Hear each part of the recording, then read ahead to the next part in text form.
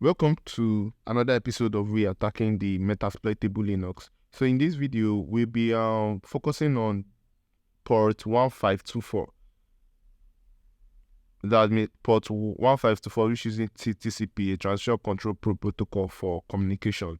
So this 1524, which is you can see we did a scan, that's an mmap scan SV, then it brought out both the service, the state, and the port is open, then the service and the version.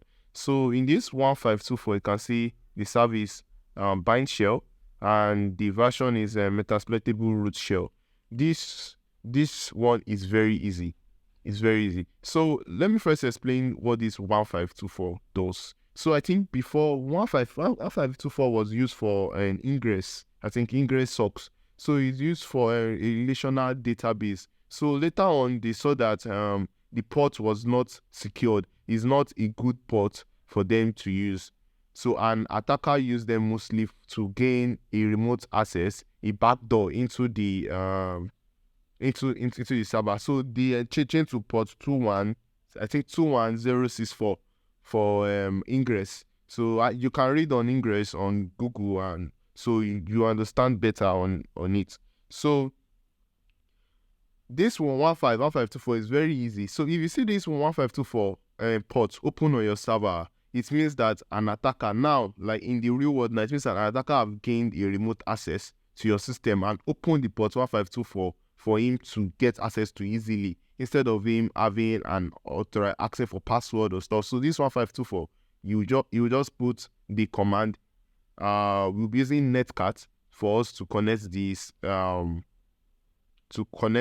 to have a remote access to this port.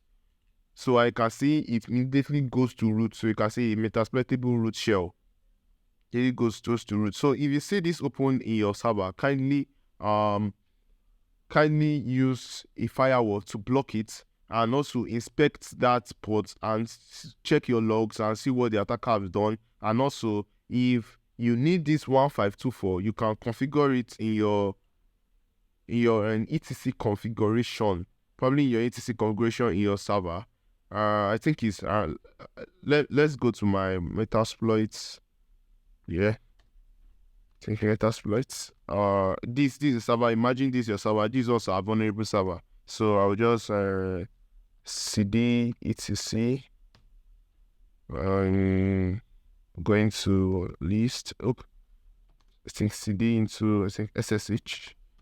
Yeah, then I'll list it there. I think the configuration is always around. Let me just nano into it sshd config. So you can see in this place it's port 22. We can remove the 22 and put the 15. I think the port is 1524. So it's able to ask for password. You configure it. There's a place. I think there's a place here. Permit root login. Yes. Permit strict mode. Yes. You can put no. Yes. Anyone you want to configure. So you can remove this port 22. Port 22 is SSH. So instead of SSH, you can use that. So the one, but it's ideal for you not to use that 1524 at all. So just block the port and continue using your server. So if you want to notice that an attacker have gotten into your server, if port 1524 may be open. So there are many ways an attacker can get access to your server and do something such with that. If you want to log in again, it will be easy for him or her to log in into the server. And an attacker also can configure this your etc and port 1524 in order for another attacker not to have a remote access to it. So it just can, but it's ideal for you to close port 1524. Is no more in use and is mostly used by attackers to have a remote access to your server. So now let's attack this port. Imagine, yes, we have seen a port here that is open in a server, port 1524 TCP open bind shell. So we'll be using netcat. So netcat can be used is a tool used for banner grabbing, to have remote access. It's used for so many things, to find open ports and also I think data transfer, and it's also used to listing on port. So I'm going to open another terminal. Then you can, if you don't have netcat, you can, let me increase this. You can just sudo apt get netcat.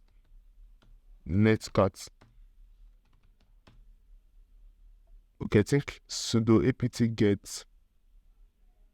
Okay, get install. Okay, get install netcat. So it's able to packing netcat is a virtual provided by netcat. So you should only select one to install. Okay, I think it has to netcat traditional. You can just type this. I have netcat already installed. That is already pre-installed on some Linux operating system. So you can sudo apt get install, then the version. Can do this and also just copy this and probably, yeah. So let me just cancel it and clear it. So now if I want to use our netcat, we use the command, just put in short form netcat nc. So just nc, then mc, then 192.168.0.106, and you give a space, then put 1524. Then immediately you can see we have a root on the server. Then if I list it, you can see we have access to this server. So root at Metasploitable. The name of our vulnerable machine is Metasploitable. So you see I have root. I can cd into the root and do anything I want to do. So desktop vnc.log, then so many other things. So you can cd into home, then cd into home, then I list it, then you can see MSF admin service user. So that's very simple and easy. So kindly make sure if you have this port open on your server, or you mistakenly open it, or you open it, kindly use a firewall. You can use UFW. UFW is a firewall on Linux that you can use on your server for you to block and open any port. And also kindly do everyday scan on your server ports, so now for you to know which port is open and which port is not open. So thank you very much.